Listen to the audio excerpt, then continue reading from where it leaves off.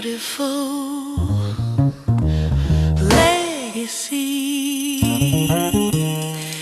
Every line, every curve leaves a trace of who we were. Hello and welcome to A Beautiful Legacy. I'm your host, Tiago Pinto, and from now on, every month we'll have a different theme for the episodes. This February, we will go all the way into how movement became every day.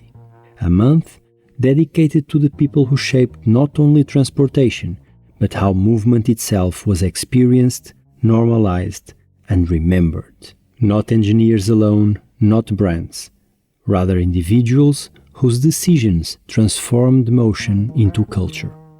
This episode is a personal one. Years ago, while working on an advertising campaign for Audi, I found myself referencing Michèle Mouton. She was not a historical footnote. She was already a legend when I was a kid. A name that stood for speed, control, and authority.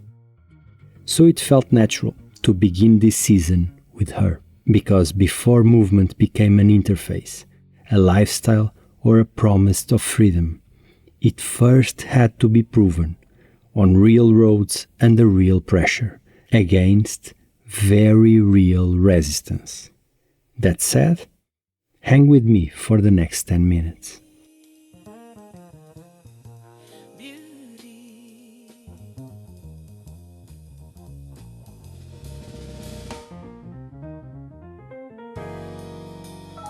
History often explains excellence through exception. When someone succeeds inside a system not designed for them, we frame it as anomaly rather than evidence. Motorsport did this for decades, and it did it relentlessly with Michèle Mouton. But Mouton's legacy is not that she was good for a woman, is that she was simply great, full stop. In an era when rallying was violent, mechanical, and unapologetically masculine, she demonstrated something the industry was not prepared to accept. Performance has no gender, only preparation, precision, courage, and judgment. Beautiful legacy. Every line, every curve leaves a trace of who we were. Born in 1951 in Grasse, in the south of France, Michèle Mouton did not grow up with a clear path into professional racing. Motorsport was neither welcoming nor visible as a future. Her early experience came through amateur rallies, often competing alongside men who underestimated her from the outset. That underestimation became structural. Sponsors hesitated.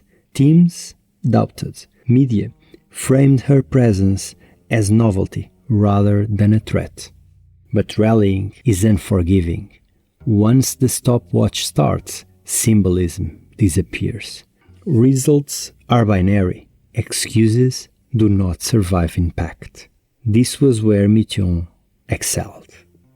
Her driving style was controlled, analytical, and relentless. Not flamboyant, not reckless, just devastatingly effective.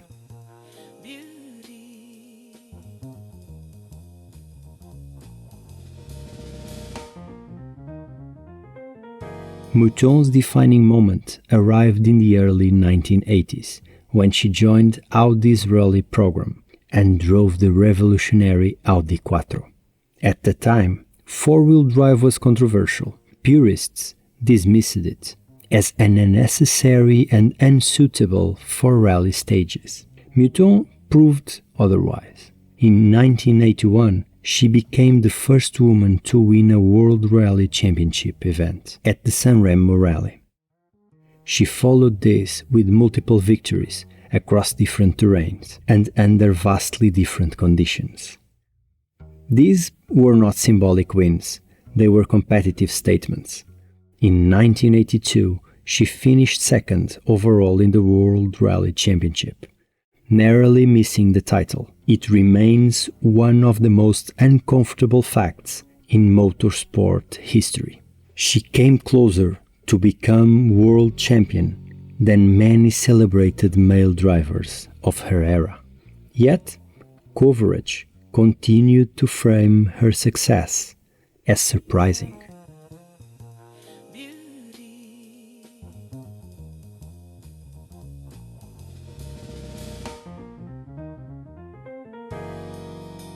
Mouton never raced in a neutral environment. Every mistake was amplified, every success questioned, every victory contextualized by her gender.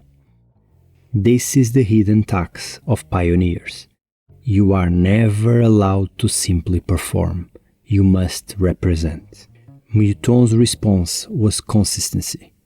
She built a reputation for reliability, strategic intelligence, and calm under pressure, qualities rallying demands at the highest level. She did not seek to change the narrative through speeches or provocation. She changed it through results. In doing so, she exposed a fundamental bias in motorsport: the belief that physical aggression mattered more than judgment, coordination, and technical understanding.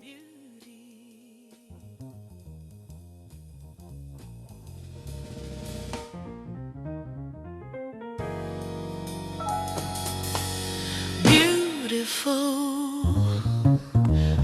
legacy. Every line, every curve leaves a trace of who we were.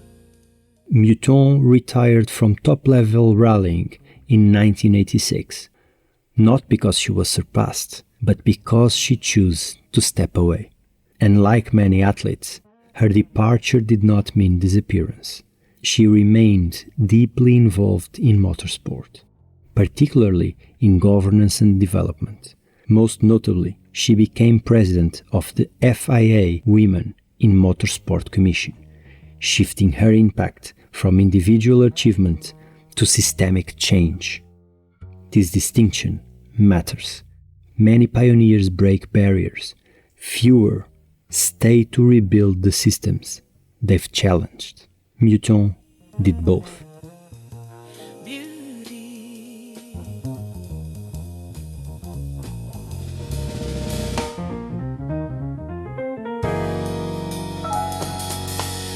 Beautiful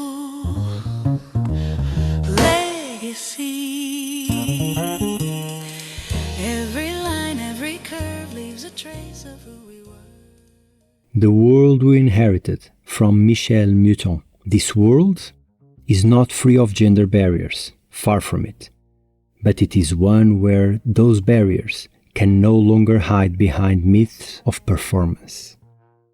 She proved that elite motorsport is not a biological contest. It is cognitive, technical, and psychological. Because of her, talent identification now actually includes women. Development pathways are structured around skill rather than assumption. Female drivers are no longer framed by default as novelties, but as professionals in formation. Her legacy extends beyond racing. In business, design, leadership, and creative industries, her story reminds us that systems often confuse tradition with truth. When access is restricted, absence is mistaken for incapacity. Mouton did not argue her way into history. She drove her way into it.